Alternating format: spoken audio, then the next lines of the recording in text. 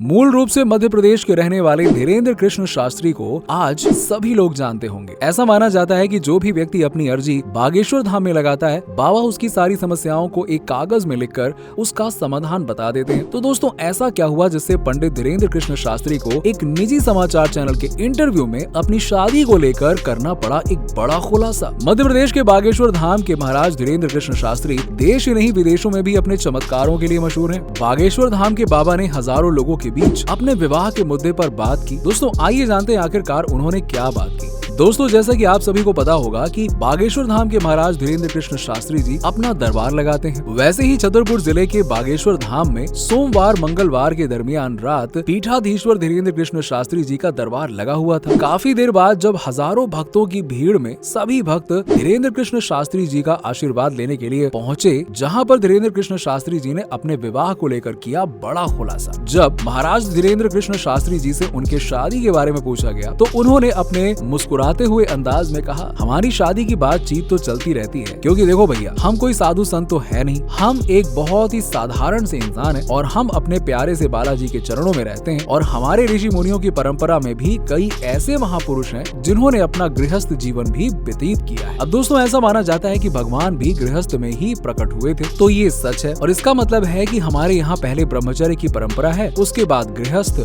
वानप्रस्थ और फिर संन्यास की। इन्हीं सभी बातों को देखते हुए बागेश्वर धाम के महाराज जी ने कहा कि हम भी बहुत जल्द शादी करेंगे। यहाँ तक शास्त्री जी ने ये भी कहा है कि शादी में ज्यादा लोगों को नहीं बुला सकते, लेकिन हम अपनी शादी का लाइव प्रसारण तो जरूर करवा सकते हैं। लेकिन क्या महाराज धीरेन्द्र कृष्ण शास्त्री जी और मशहूर कथावाचक जया किशोरी को बदनाम करने की साजिश रची जा रही है? जी हाँ दोस्तों, इस पर शास्त्री जी ने कहा कि ये एक साजिश रची जा रही है सिर्फ और सिर्फ बदनाम करने के लिए, धर्मांतरण और लव जिहाद के खिलाफ बोलने के लिए निशाना बनाया जा रहा है। धीरेन्द्र कृष्ण शास्त्री का जन्म 4 जुलाई 1996 को मध्य प्रदेश के छतरपुर जिले के गढ़गंज गांव में हुआ था। शास्त्री जी ने 10वीं और 12वीं की शिक्षा अपने गांव के सरकारी स्कूल से पूरी की। इसके बाद इन्होंने अपने दादा भगवान दास गर्ग से राम कथा सीखी थी। शास्त्री जी अपने दादा भगवान दास गर्ग को ही अपना गुरु मानते हैं। लेकिन दोस्तों, अभी तक आपके मन में ये सवाल तो जरूर आया होगा कि आखिरकार क्या वजह थी कि महाराज धीरेन्द्र कृष्ण शास्त्री शादी करना चाहते हैं। तो आइए जानते हैं। धीरेन्द्र कृष्ण शास्त्री ने कुछ दिनों पहले ही इस बात को जाहिर किया था कि आने वाले भविष्य में उन पर किसी भी तरह का कोई आरोप ना लगे, ऐसी वजह से वो शादी करना चाहते थे। साथ ही शास्त्री जी ने ये एक बात और कही थी कि शादी करके भी धर्म और समाज की सेवा को किया जा सकता है। जरूरी नहीं है कि तुम शादी ना करो तो धर्म या समाज की सेवा नहीं कर सकते हो। हालांकि वो किससे शादी करेंगे इसकी जानकारी अभी तक नहीं दी गई है। बागेश्वर धाम के बाबा पंडित धीरेन्द्र कृष्ण शास्त्री ने शादी की बात के अलावा उन्होंने कई और मुद्दों पर भी अपनी राय रखी है। शास्त्री जी ने एबीपी न्यूज से खास बातचीत में कहा कि